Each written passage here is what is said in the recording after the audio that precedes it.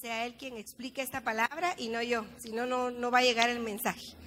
Padre, por favor, yo te pido, Señor, que no sea palabra de hombre la que hoy compartamos, sino que tú prepares el corazón de cada una de las personas que van a escuchar esta palabra, que absolutamente todas y cada una de ellas sea buena tierra y que demos fruto al 100, al 60, al 30 por uno. Que la revelación que tú tienes en tu palabra se apodere de nuestros corazones, de nuestras circunstancias, y que verdaderamente nos sintamos dichosos por tener un Dios tan bueno como tú. En el nombre del Padre, del Hijo y del Espíritu Santo, tu espíritu de estupor, de sueño, de letargo espiritual, todo aquello que pueda robar la atención de tu palabra, Señor, yo lo ato en el nombre de Jesús y le echo fuera de esta iglesia, porque mayor es el que está con nosotros que el que está en el mundo. Así que te ordeno, Satanás, que te salgas de este lugar porque aquí no tienes cabida. Amén y amén. Bueno, tomen asiento ahora sí.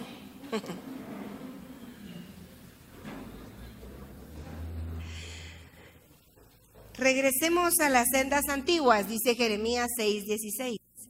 Y yo me preguntaba, ¿qué significa regresar a las sendas antiguas? No solo lo dice, sino la Biblia entera nos insta precisamente a regresar, a ver, a revisar, a evaluar los caminos antiguos. Y yo creo que lo que quizá quiso decir esa porción el escritor es, veamos quién es el actor principal de la palabra, de la Biblia. Y para mí, no sé si para ustedes, pero para mí el único es Cristo. Así que hoy vamos a ver a Cristo tratando de enseñar su palabra con una nueva revelación. No necesitamos más que a Cristo, mis amados hermanos. Aquí puede pararse los eruditos más grandes, los apóstoles de la era posmodernista, aquellos que hacen grandes maravillas y milagros y prodigios. Y pueden venir a decirnos una serie de cosas preciosas. Pero creo que nosotros debemos regresar a las sendas antiguas y poner nuestra mirada en Cristo. ¿Qué fue lo que hizo Cristo? ¿Qué fue lo que dijo Cristo? ¿Qué quiso decir Cristo con lo que hizo? Y tal vez esto no es algo nuevo, pero yo quiero recalcar que en esta iglesia, todo aquel que quiera ser remanente, Cristo es el camino, la verdad y la vida. Es el único camino que usted tiene a seguir, es la única verdad que usted puede aceptar y la única vida que se vale llevar es una vida en Cristo. Si alguno está en Cristo, nueva criatura es. No si alguno está con Cristo, no es lo mismo. Multitudes acompañaron a Jesús, pero solo 12 estuvieron en Cristo. Perdón. Gracias. Ya lo iba a usar, porque ya iba a leer. Bueno. Así que recordemos entonces, hoy yo quiero que recordemos qué fue lo que hizo Cristo cuando vino aquí a la tierra. Y hay 3 específicas hazañas en su vida de ministerio. Y no los quiero aburrir, pero quiero que recordemos algo. Jesucristo vino a predicar, vino a enseñar y vino a sanar. Así de sencillo. No vino a hacer política. No vino a hacer una revolución, no vino a llevárselas de que él todo lo podía. Él vino a predicar, a enseñar y a sanar. Y cuando hablamos de predicación, estamos hablando de una proclamación de certezas, no verdades a medias, certezas. Él vino a proclamar cosas que eran verdaderamente ciertas. De cierto te digo, o sea, no vino a hablar cuentos. Así que si Jesucristo dejó en la palabra algo escrito, debemos tomarlo en serio, porque es algo que Él dejó en su corazón, que sacó de su corazón para nosotros. Sí, claro, usted puede hacer lo que su pastor le diga o su líder, pero lo que tiene preeminencia es su palabra, es lo que Cristo hizo. Claro, usted puede leer las cartas paulinas, pero la palabra que vale es la que escribió, la que está en línea roja en su Biblia, la que dijo Cristo. Él vino a darle fin a la ignorancia humana, vino a derrotar la ignorancia. Por falta de conocimiento el pueblo perecía. Jesucristo vino a darle fin a suposiciones. Él dijo claramente no al divorcio. Cuando ya se está en Cristo, cuando se conoce la palabra. Pero el humano dice, bueno, es posible que quizá, tal vez. Jesucristo vino a decir, no codiciarás. Así es sencillo. Porque si ya viste a una mujer, ya adulteraste. No, eso puede ser, pero no me he llegado a la cama con ella. Jesús habló certezas, proclamó certezas. Y hoy quiero hablarle de esas certezas. Porque no entendemos que Jesús cuando habla de pura verdad. Creemos que habla como un pastor. O creemos que es un cuento y que no es cierto. Jesucristo vino a enseñarnos. ¿Y qué diferencia hay entre una predicación y una enseñanza? La predicación, como hablaba de certezas sin reservas, pero la enseñanza es la explicación, el significado, la relevancia de esas certezas. Y es que hay veces que una verdad se malinterpreta. Por ejemplo, Mateo dice, bienaventurados los pobres en espíritu, porque de ellos es el reino de los cielos. Y la iglesia tradicional agarró ese concepto y dijo, ustedes tienen que ser pobres porque así agradan a Dios. Y nosotros, los de la iglesia, tenemos que ser ricos porque nosotros tenemos el conocimiento. Así que una verdad se malinterpretó y se usó ahí sí que a beneficio del que lo estaba predicando. Pero cuando Jesús enseñó, puso en su lugar a los fariseos y le dijo, ustedes que diezman la menta y el comino. ¿Quién conoce las hojas de menta? Son hojitas. Pues los fariseos diezmaban la menta, pero se olvidaban de honrar a sus padres. Y les dijo, es menester hacer una cosa sin dejar de hacer la otra. Había una proclamación, había una verdad, había sido malinterpretada a propósito, no lo sé, por parte de los eruditos de la ley y habían dicho, miren, se vale diezmar aunque no le demos a nuestros padres lo que se merecen. Y aquí podemos venir a esta iglesia y alabar y adorar y tener privilegios o no, pero la Biblia nos pide que honremos a nuestros padres y a nuestra madre, sean como sean. Y esto va para los jóvenes. Aquí puede saltar usted como chango y tocar muy bien la batería, pero honra a sus padres. Vino sanando. Jesucristo vino a derrotar el dolor humano, a derrotarlo. No tiene arte, parte ni suerte la enfermedad en sus vidas. No es voluntad de Dios que usted esté enfermo. Eso lo dijo Cristo, porque Él dice que venía sanando a todos los oprimidos por el diablo.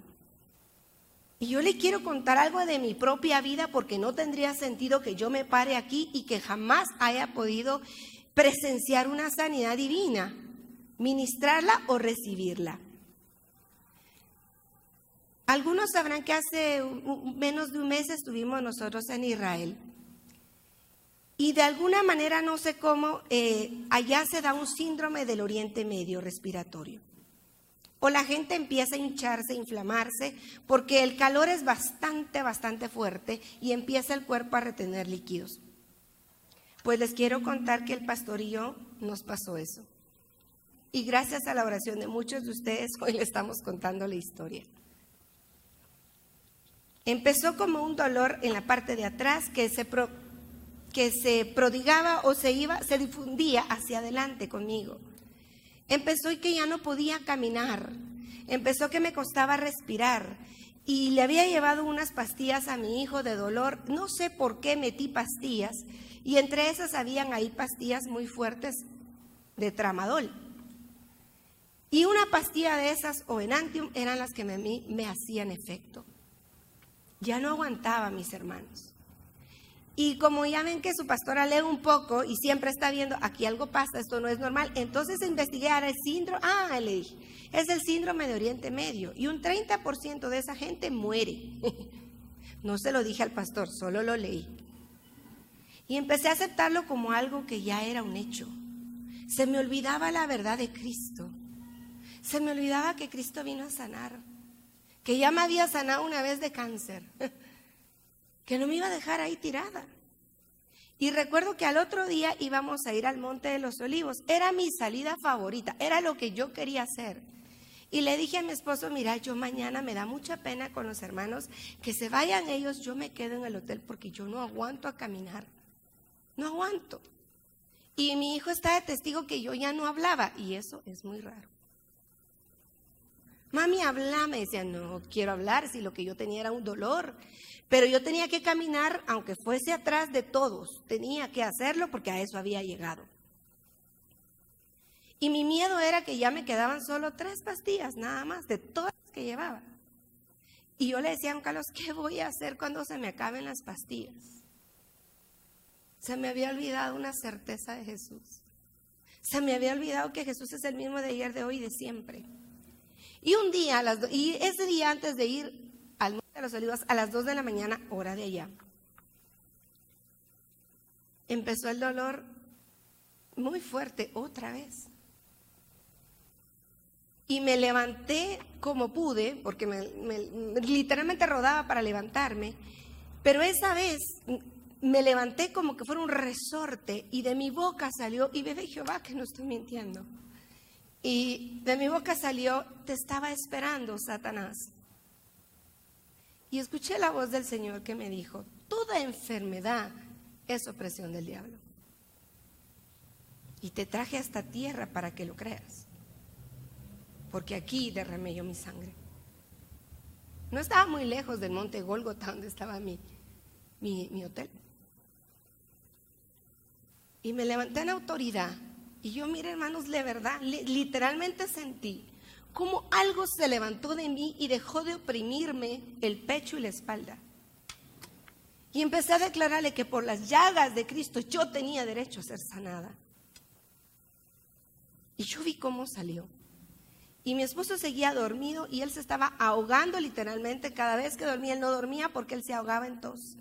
Y le dije, Juan Carlos, ya descubrí la Coca-Cola del desierto. Eso no es el síndrome de Oriente Medio. Esto es una opresión del diablo.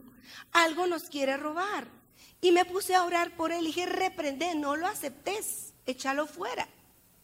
Y esa noche él pudo dormir y al siguiente día tuvo un poco de tos y yo le decía, reprende, échalo fuera. Y pudimos ir al Monte de los Olivos. Y de un montón de gente, de 132 personas, el Señor tenía preparado un regalo para nosotros. Nos subieron a la parte más arriba y nos permitieron el privilegio de orar por Israel. A mi esposo, a mí y a mi niño y otro montón de más, junto con el pastor de la congregación. Satanás quería robarme la bendición de bendecir a Israel. Y después, atrevidos, nos pusimos a orar por Guatemala, por la paz de Guatemala, para que Guatemala fuera libre de la corrupción. Si yo no hubiera entendido una certeza de Cristo, no hubiese ido. Y posiblemente no me hubiera levantado y ya estábamos pensando en ir al hospital, porque estábamos mal, estaba completamente hinchada, inflamada, no me quedaba la ropa. Sentía que iba a tener una falla orgánica múltiple, a veces es mejor no saber nada. Yo les quiero decir, esa certeza fue para mí una salvación. Satanás quería robarnos la bendición de poder bendecir a Israel y ser prosperados a través de esa oración. Ahora bien, Jesús no se encargó únicamente de hablar la verdad con palabras, la habló con acciones. Y una noche antes de escoger a sus discípulos, se fue a orar al desierto, una noche entera, para escoger a 12 personas idóneas. Y alguien podría decir, bueno, ¿por qué lo hizo? Si él tenía la voluntad, la bendición de Dios para poderlo hacer. No tenía por qué orar. Pero Jesús era acción. Tanto así que los discípulos le dijeron, enséñanos a orar. Porque nos gusta cómo tú oras. ¿Sabes por qué? Porque cuando tú oras, cosas pasan.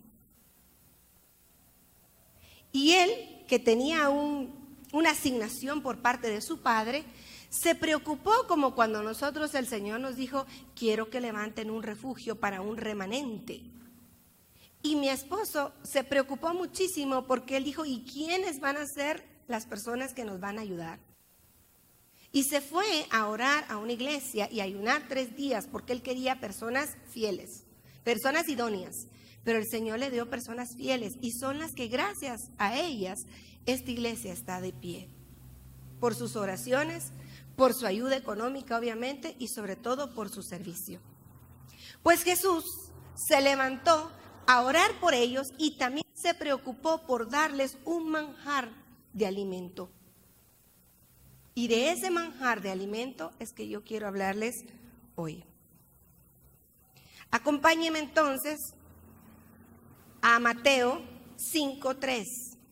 Y yo le pido al Espíritu Santo que me ayude a que usted no lea las bienaventuranzas como siempre las ha leído, sino que las vea de la manera que Cristo quiso dar a entender con las bienaventuranzas.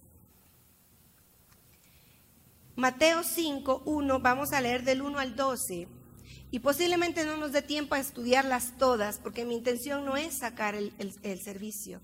Mi intención es que quede 1 o 2 perlas en su corazón. Yo me siento con el Señor a cuentas. Y dice así la palabra, y viendo la multitud subió al monte, y sentándose vinieron a él sus discípulos. Y abriendo su boca les enseñaba diciendo, bienaventurados los pobres en espíritu, porque de ellos es el reino de los cielos. Bienaventurados los que lloran, porque ellos recibirán consolación. Bienaventurados los mansos, porque ellos recibirán la tierra por herencia o por heredad. Bienaventurados los que tienen hambre y sed de justicia, porque ellos serán saciados.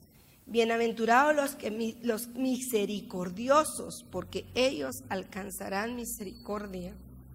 Bienaventurados los de limpio corazón, porque ellos verán a Dios. Bienaventurados los pacificadores, los que buscan paz, los que hacen la paz, porque ellos serán llamados hijos de Dios. Bienaventurados los que padecen persecución por causa de la justicia, porque de ellos es el reino de los cielos. Bienaventurados sois cuando por mi causa os vituperen y os persigan y digan toda clase de mal contra vosotros, pero oiga bien, mintiendo. Si lo critican a usted por cosas que ha hecho, aguántese. Pero aquí dice mintiendo. Gozaos y alegraos porque vuestro galardón es grande en los cielos, porque así persiguieron a los profetas que fueron antes de vosotros. Ahora vamos a empezar a desglosar uno a uno. Y dice, viendo la multitud subió al monte y sentándose vinieron a él sus discípulos. Jesús vio muchas personas y buscó un lugar para ser mejor visto y mejor oído. Este es el Tabba, o es el monte de las bienaventuranzas. Él estaba en el lado de Genezaret y vio a las multitudes y dijo, ¿cómo hago para que me escuchen? Y subió este monte desde allá donde está el mar hasta arriba. Pero las multitudes no subieron, solo sus discípulos. Y muchas veces nosotros somos así. El Señor hace de 1000 formas para hacerse notar en la vida de nosotros, pero solo sus íntimos reciben su enseñanza. Esta es una iglesia que hicieron en la punta del monte de las bienaventuranzas. Lo hicieron la iglesia católica porque recordarán ustedes que en aquel tiempo solo ellos tenían dinero y ellos regresaron a Jerusalén a recuperar las tierras de Cristo antes de que los musulmanes se hicieran de esas tierras. Gracias a Dios por un lado, porque si no hubiera sido por ellos, pues posiblemente ahorita no tendríamos un lugar a donde peregrinar. Este es el monte, pero esto es básicamente lo que tuvo que subir Jesús hasta allá arriba para enseñarle a sus discípulos. Las multitudes se quedaron abajo. Qué ganas orar, qué ganas leer la Biblia, ir a la iglesia temprano. No. Pues algo así pasó. Solamente sus íntimos llegaron arriba y solo ellos escucharon la Carta Magna. Hay muchas personas que dicen que este es el compendio de la enseñanza de Cristo, el sumario de fe. Y creemos que las bienaventuranzas solo son 10 y no es así, es todo el capítulo 5, 6 y 7 de Mateo. Así que yo le voy a dejar un deber esta semana, espero que lo haga.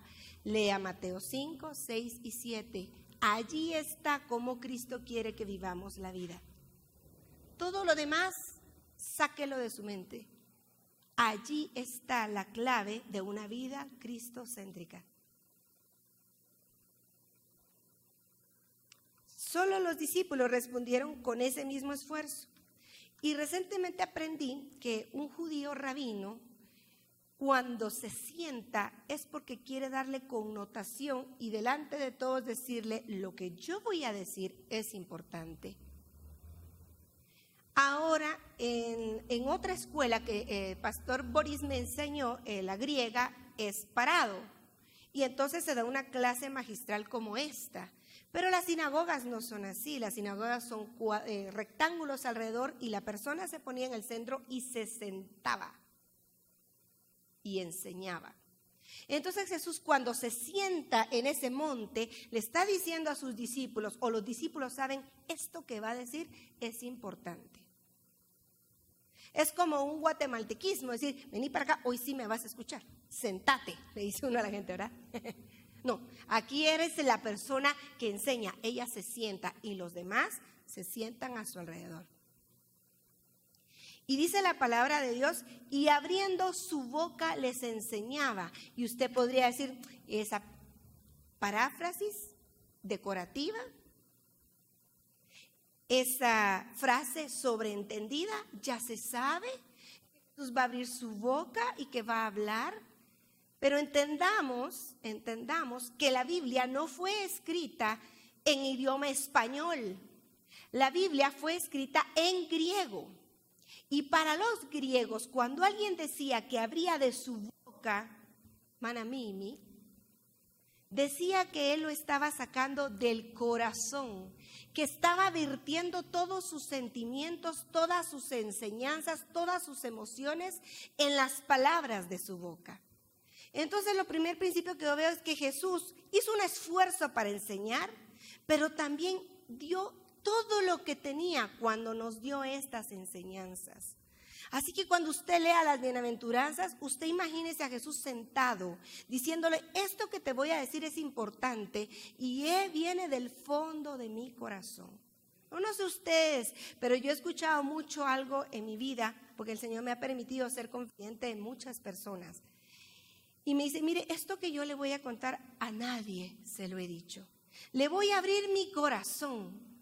Y cuando alguien le dice a usted eso, usted calla y usted pone atención.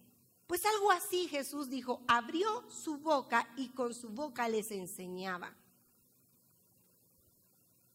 Es decir, Jesús abrió su corazón a sus íntimos. Y ustedes y yo, si queremos, podemos ser sus íntimos. ¿Lo cree?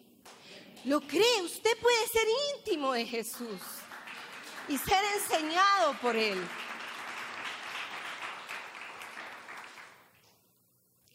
Así que es una connotación solemne lo que hoy vamos a aprender. No fue cualquier cosa. Dicen los estudiosos que Jesús, cuando los escogió, estuvo alrededor de una semana explicándoles una y otra vez el capítulo 5, 6 y 7. Las pautas para tener una vida cristocéntrica. Recuerde usted que en ese entonces esos conceptos no se tenían. Y el compendio, el sumario, son las bienaventuranzas. El segundo principio que yo le quiero dejar en su corazón es que en el griego, como en el español, hay dos tiempos, pasados o pretéritos. Está el pretérito indefinido y el pretérito imperfecto. Recapitulando idioma español, un pretérito imperfecto o indefinido sería asistió una vez a una clase. Y el imperfecto sería asistía alguna vez a una clase. O sea, era algo que él constantemente estaba haciendo con los que ama. Jesús le está diciendo, por favor, constantemente lee esto. Esto es importante. Esto no lo puedes pasar por alto. Por eso es que debemos regresar a las sendas antiguas, mis amados hermanos, y poner nuestra mirada en Cristo. Hay mucha teología ahora barata, atractiva, pero es leche adulterada. No es leche que le va a nutrir. Por eso es que cuando salimos a la calle volvemos a cometer el mismo pecado una y otra vez.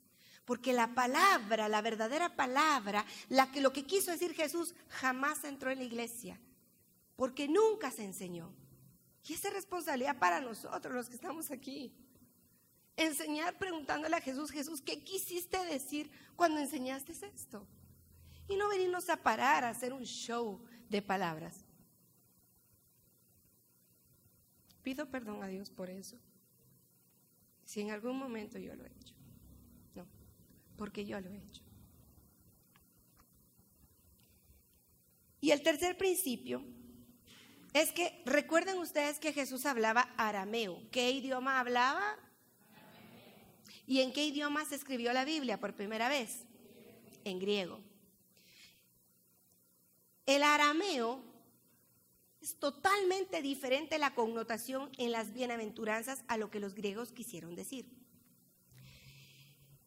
En castellano nosotros leemos las bienaventuranzas, bienaventurado el que algún día, quizá, tal vez en el futuro. Pero en arameo estaba diciendo esto ya pasó. Y no es una frase, es una exclamación, es una felicitación. Es decir, felicidades a aquel que es pobre en espíritu, porque él recibirá el reino de los cielos. No es una frase triste. El evangelio no es un evangelio triste, ni es un evangelio tenebroso. Porque hay gente que le encanta ahondar en las maldiciones ancestrales, en las iniquidades, y está bien.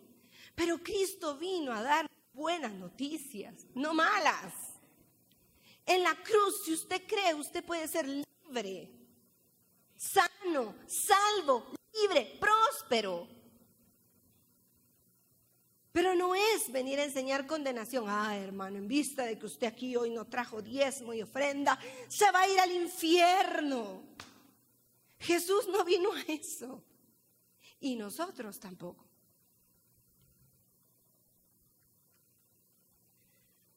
Así que yo quiero decirle que cuando usted oiga bienaventurado, es una exclamación en griego.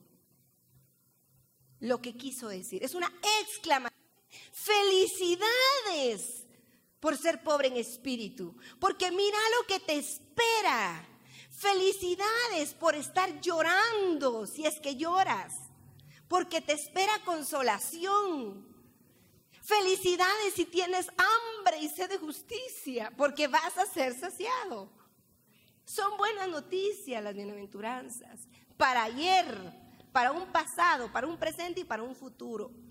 No es algo que vamos a tener en él más allá, porque la verdad, yo necesito esto ahorita. No sé usted, pero yo quiero ahorita eso. Me interesa la vida de Cristo completa ahorita. En el cielo ya voy a tener otras necesidades y tal vez ninguna, porque ahí va a estar Él. Pero yo necesito sentirme salva ahora, como decía el pastor Juan Carlos. A mí me impactó mucho cuando él enseñó eso a mis hijos. La salvación tiene 3 momentos, presente, pasado y futuro. El pasado me sirvió para justificarme. Ahí me justificó la salvación. En el presente me está santificando, porque me está ayudando a no cometer los mismos errores. Y en el futuro, claro, me va a glorificar, voy a estar con Cristo. Pero no es algo que voy a tener en el futuro, es algo que yo puedo disfrutar ahora. Y yo quisiera pedirles que ustedes le pidan al Espíritu Santo que le revele que esto es para ahora. Que se trata de ir al cielo, sí, pero tenemos que disfrutar el camino. Así que ahora sí vamos a iniciar el fascinante estudio de las bienaventuranzas, porque usted ahora ya no lo va a ver como algo en el futuro, ni tampoco como una sugerencia. Es una exclamación, es una felicitación que Dios nos está haciendo, y que el evangelio de tristeza es inconcebible en esta iglesia. No se puede. aún estemos pasando situaciones difíciles de sobrellevar. La palabra bienaventurado en griego significa Makarios. Y Makarios significa alegría de Dios. Yo quiero que usted lo repita conmigo. Alegría de Dios. Este hombre subió ese gran monte, se sentó allá arriba, vinieron sus discípulos, con su boca les enseñaba y les dijo, tengan alegría. Bienaventurados los pobres en espíritu, porque de ellos es el reino de los cielos. Fíjense que los griegos, se sabe que la palabra Makarios es alegría porque los griegos llamaban a la isla Chipre, que está ahí abajito, cerca de ellos, la isla feliz, la isla Macaria. Y es que era Macaria porque el clima era el correcto, el aire era el correcto, la tierra era súper abonada, ahí se daba de todo. Y decían los griegos, quien vive en Chipre o en Macaria, no necesita ir a otro lado del mundo porque ahí se es completamente feliz. Era un sinónimo de felicidad. Entonces, cuando el escritor dice Makarios es el pobre en espíritu, quiere decir que debe tener dicha y felicidad. Y usted va a decir, hermana, o sea que tenemos que ser masoquistas. No, porque ahora va a entender qué quiso decir Dios cuando en su palabra dejó la palabra pobres en espíritu.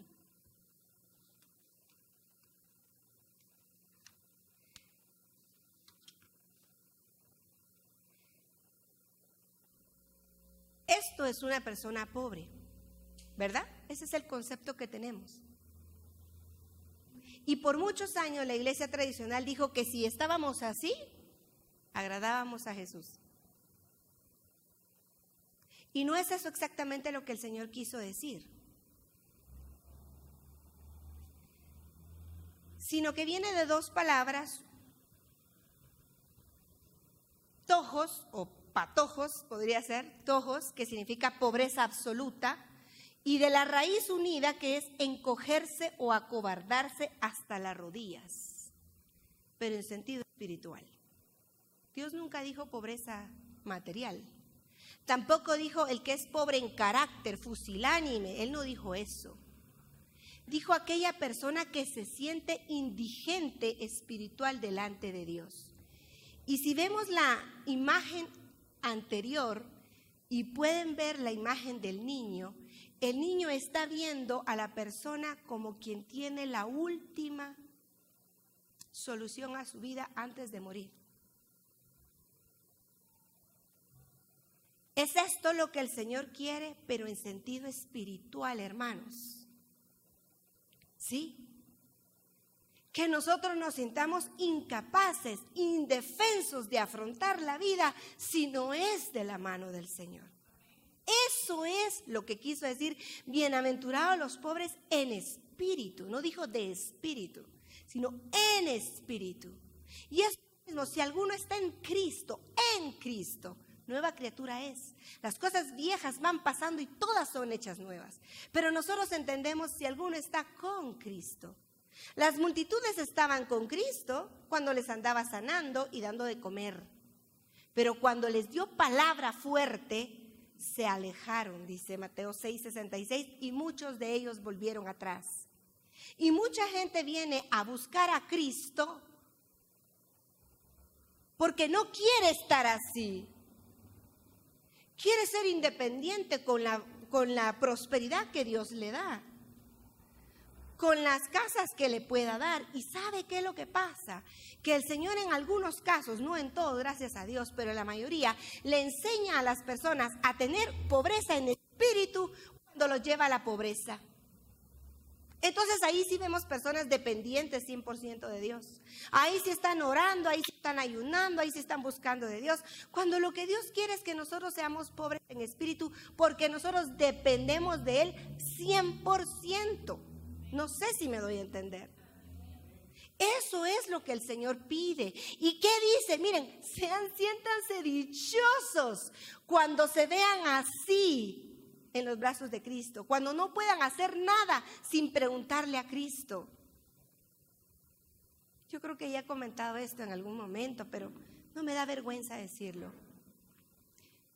Yo tuve cáncer bien ganado. No fue una ruleta, yo me lo busqué. Aquellos jóvenes que creen a mí no me puede pasar, dice que si es cierto que por la cobertura y por la cabeza entran las cosas, pues las cosas buenas pueden entrarles, pero también las malas. Y decidí voluntariamente fumar, a pesar de que nunca tuve un ejemplo con mis padres. Ni mi papá ni mi mamá fumaron, jamás. Y consecuencia del pecado me sobrevino el cáncer en la garganta. Y el Señor hizo una obra maravillosa y me sanó milagrosamente sin necesidad que yo me tuviera que hacer una sola quimioterapia. Sí me operaron, me quitaron el tumor, me resecaron la cuerda bucal izquierda, pero no me hice una quimioterapia. Pero obviamente yo sentía que había algo malo en mi cuerpo porque estaba tosiendo mucho, estaba bajando de peso. Recuerdo que una vez fui y me pesé y al otro día me pesé y había bajado 4 libras. Y yo dije, aquí algo está mal, o sea, sí me lo quité, pero a ver si no me tuve que haber hecho radio y después quimio. Pero el Señor en su infinita misericordia me trajo una certeza, me proclamó el evangelio a través de la sanidad. Recuerdo que estaba un pastor muy fuertemente predicando y decía, por las llagas de Cristo nosotros fuimos sanados en el pasado. No es algo que nos va a servir en el cielo, nos va a servir aquí en la tierra. Y yo dije, pues sí, si esto ya pasó, entonces esto ya está sano. Y empecé a leer la Biblia y a hacerme dependiente de la Biblia. Pero me cansé, me harté. Ay, ¿cómo es posible que la pastora se haya cansado de leer la Biblia? Pues sí. Y le reclamé a Dios y le dije, ya me cansé de estar leyendo la Biblia. No puede ser que solo me sienta sana cuando lea la Biblia. Además, a veces estoy en algún lugar y no voy a estar ahí con mi Biblia. No me parece. Y el Señor me contestó, ¿así?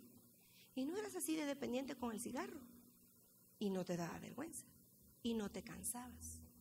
Pues si te quieres sanar, síguela leyendo. ¿Y qué creen ustedes que hice? Seguirla leyendo, ¿verdad? Entonces, lo que yo les quiero decir en esta mañana es que debemos depender de Dios al 100%, porque entonces el premio para nosotros es el reino de los cielos. Y cuando nosotros hablamos del reino de los cielos, creemos que es algo que está allá en el tercer cielo, que las calles son de oro y que el mar es de cristal. Esa es la nueva Jerusalén, les quiero contar. Pero Jesucristo dijo, arrepentíos porque el reino de los cielos se ha acercado. No dijo se ha alejado, se ha acercado. Así que usted puede vivir en el reino de los cielos porque yo quiero contarle que el reino de los cielos es una sociedad en la que la voluntad de Dios se cumple en la tierra como en el cielo.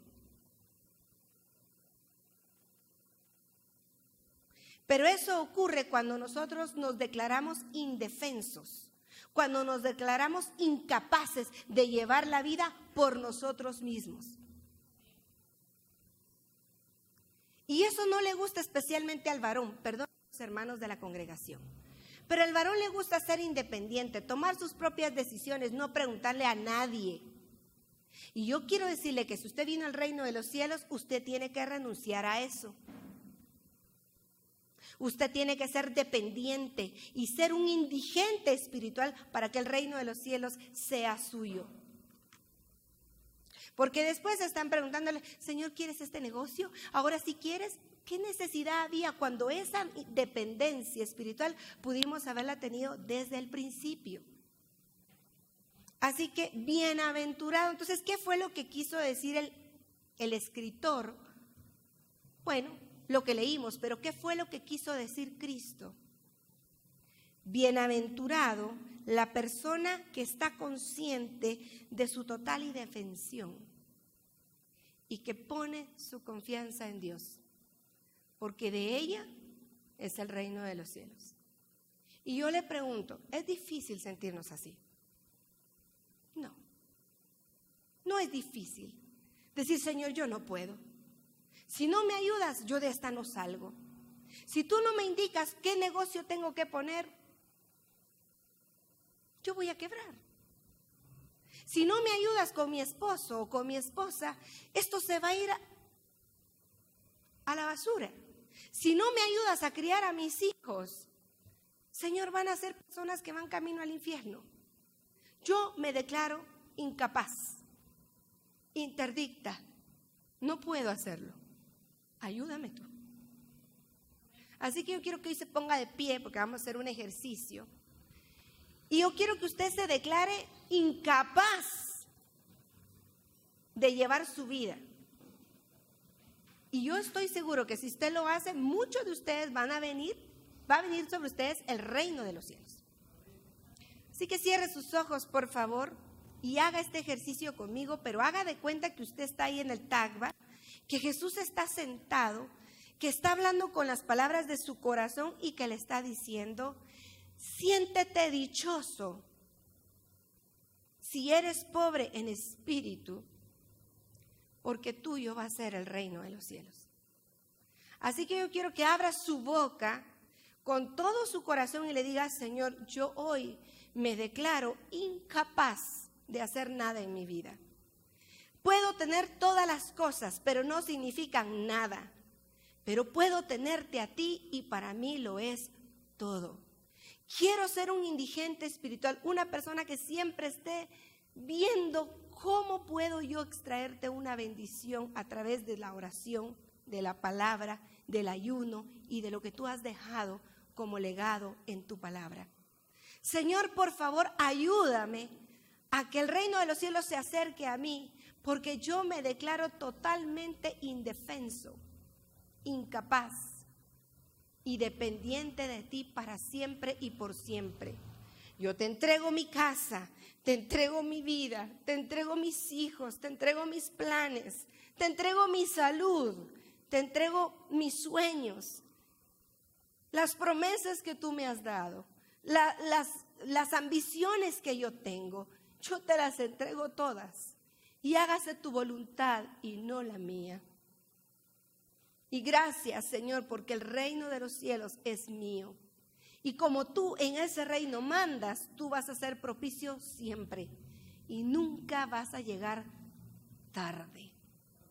Aleluya. Si usted lo hizo con todo su corazón, entonces siéntase dichoso. Cuando se sienta desvalido, cuando sienta que la circunstancia se le salió de control, cuando no tenga cómo llegar a fin de mes, porque ¿sabe qué? Para eso usted necesita del Todopoderoso y usted se declara incapaz. Señor, no puedo con esto, pero si tú me ayudas, el reino de los cielos se acerca a usted. Lo cree y le pide al Espíritu Santo que de verdad le vuele la cabeza como me la voló a mí. Porque entonces sí hay razón para estar uno agradecido y feliz. Que el tiempo me ayude y nos vamos a quedar ahí. Dice, bienaventurados, ahora tome asiento, por favor. Los que lloran, porque recibirán ellos consuelo. Jesús quiso decir entonces que fuéramos personas depresivas, que solo estuviéramos llorando. No.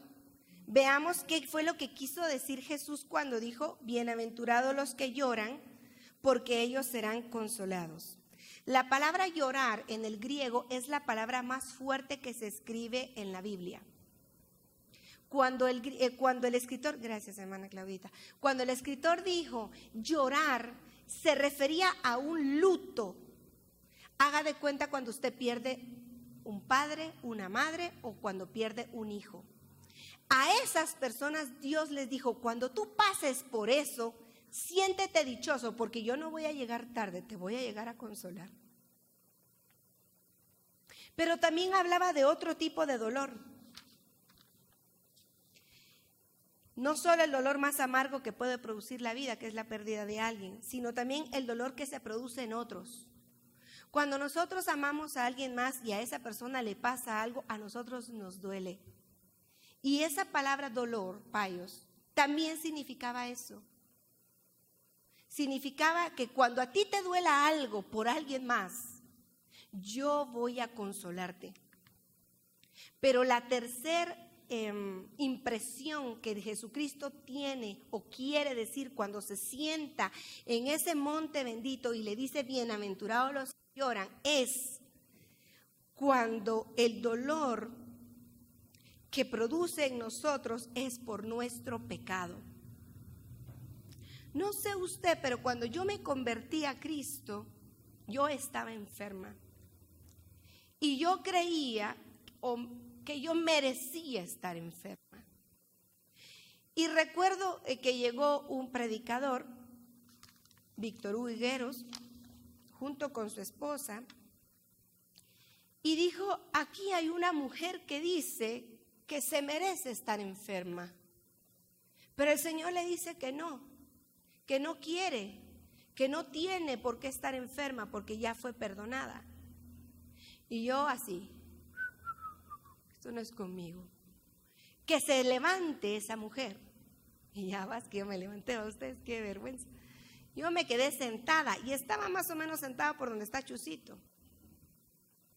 Y yo vi cuando se levantó hacia mí y yo dije, ay, no puede ser posible, no, qué casualidad, ay, no. Y va a poner la mano y dice, mujer, el Señor quiere sanarte en esta noche. Pero si yo lo que merezco es estar enferma, dije en mi mente, ¿verdad? Deja de estar pensando que mereces estar enferma. Párate. ¿Y qué creen ustedes? Me paré, ¿verdad? Y fui sana esa noche, en el nombre de Jesús. Pero yo, cuando pasé al altar, yo lloraba porque si es que yo no me merezco estar sana. Yo por todo lo que he hecho merezco estar enferma. Merezco estar mal. Me dolía haberle fallado a Dios.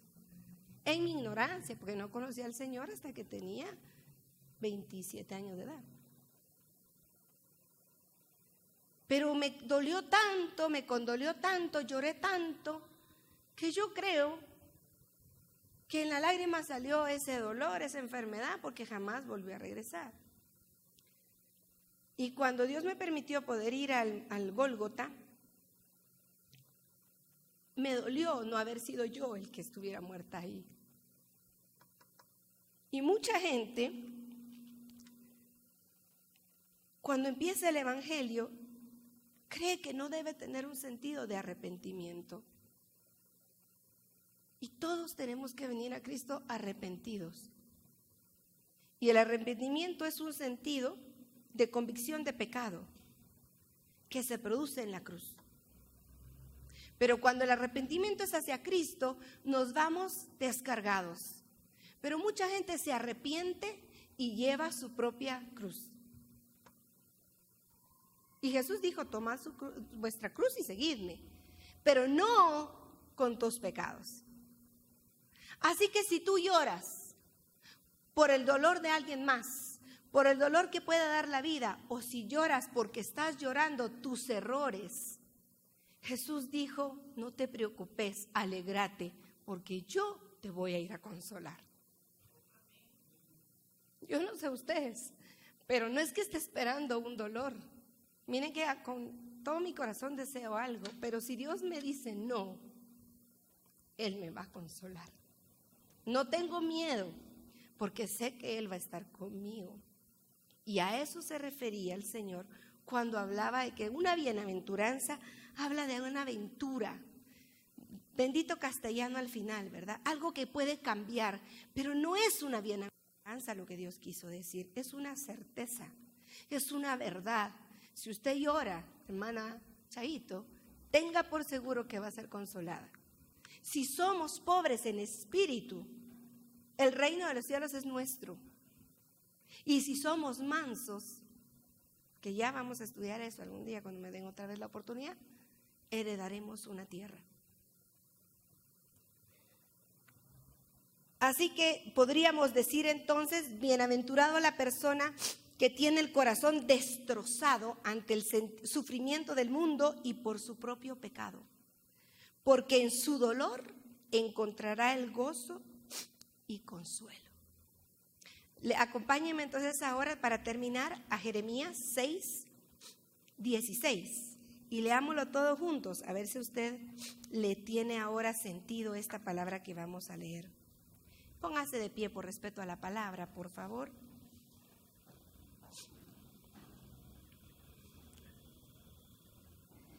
Jeremías 6:16.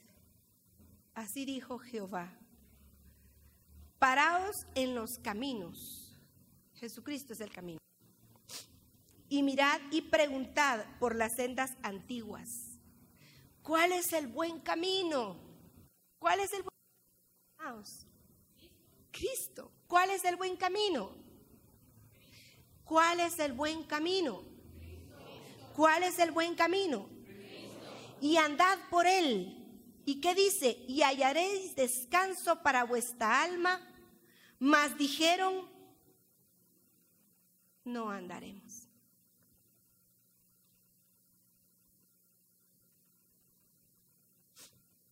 ¿Va a ser usted de esos que diga, sí, yo ya sé que Jesús es el camino, la verdad y la vida?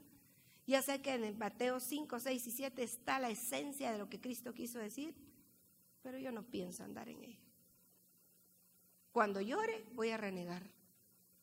Y no voy a ser pobre en espíritu, voy a ser independiente. Voy a hacer lo que yo quiera, cuando quiera y como quiera. Ya me dijeron que este es el camino, pero yo voy a tomar el mío. Y ellos dijeron, no andaremos. Yo le pido al Espíritu Santo con todo mi corazón que usted diga, yo sí voy a andar. Yo sí voy a creer y voy a seguir a Cristo. Y no me importa lo que tenga que subir. Este gran monte que está allí, yo voy a seguir a Jesús.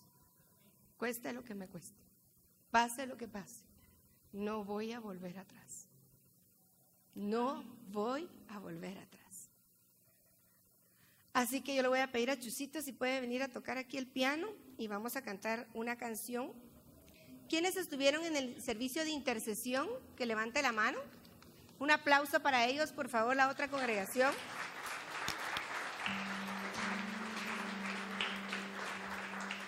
Quizá ellos son los discípulos que sí subieron al monte y dijeron, enséñanos. Y Jesús les dijo, bueno, les voy a abrir mi corazón. Quienes estuvimos esa noche aprendiendo a interceder, sabiendo cuáles eran las 12 puertas que nosotros como cristianos tenemos que abrir o cerrar. La sierva que nos enseñó dijo que esta canción, he decidido seguir a Cristo, la escribió un hombre en África, que le preguntaron, mejor dicho, que le indicaron, niega a Cristo y no matamos a tus hijos. Y él dijo, he decidido seguir a Cristo. Y lo mataron. Mataron a todos sus hijos.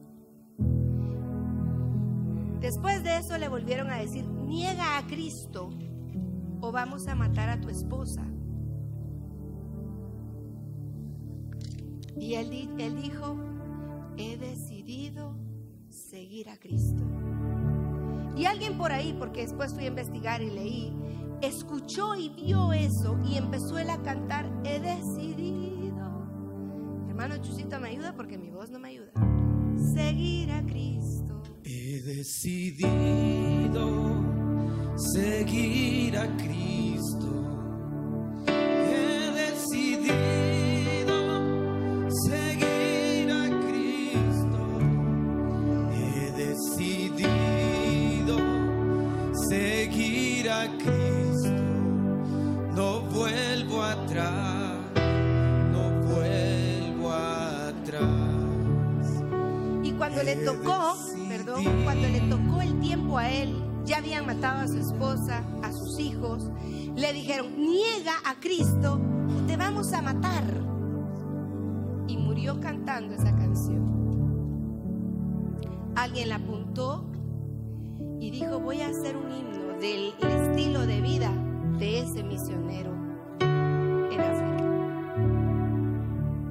Yo le pregunto, ¿será que si la vida, porque no es Dios, toca a sus hijos, usted seguiría a Cristo? ¿Será que si toca a su esposa, ahí sí lo seguiría porque se la llevó a usted? Algunos dirían, gracias, Padre. O a su esposo. Si le preguntaran ahorita y entrara un desalmado acá con una pistola y le dijera, niega tu fe, ¿lo haría por vergüenza? ¿Por convicción? ¿Qué van a decir? O mejor aquí, patitas, ¿para qué te quiero? Más vale que aquí corrió un... ¿Cómo es? Aquí murió. Más vale aquí corrió que aquel que murió. Yo lo invito. Siga a Cristo. Él Él es el camino, la única verdad y la única vida que debemos vivir. Ahora sí, Chusito, por favor, cierre sus ojos y cantemos con el corazón, abriendo nuestra boca con el corazón de fuera. He decidido seguir a Cristo.